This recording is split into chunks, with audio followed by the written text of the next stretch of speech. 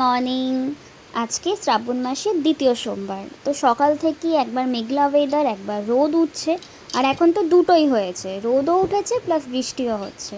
Ready হয়ে বসে আছি, কিন্তু মন্দিরে যেতে পারছি না। তো চলো, এই অবস্থাতেই যেতে হবে, কিছু করার নেই। ছাতা নিয়ে আস্তে আস্তে করে যাই মন্দিরের দিকে, নাহলে সকাল থেকে কিছু খাওয়াও হবে না।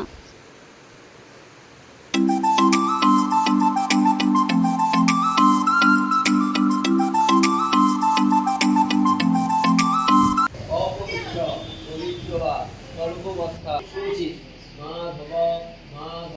পুজো দিয়ে এসে গেছি, এবার কিছু রান্না করতে হবে। রান্না করেই গেছিলাম, বাট নিজের জন্যে কিছু ভেজ খাবার বানাবো। ভাত ফাত তো সব রেডি ছিল, তো ভাবলাম যে তাহলে পটলের তরকারি আর সাথে পরোটা।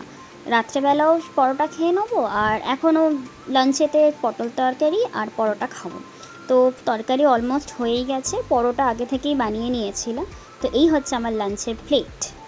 তার সাথে সবথেকে বড় ইম্পর্টেন্ট কাজ হচ্ছে পড়াশোনা। সামনেই আমার মাস্টার্সে ফাইনাল আছে, তাই এখন বেশি ভিডিও করতে পারছি না, ভিডিও দিতেও পারছি না। তো চলো, এইটুকুনি কি আজকে শেষ করা যাক।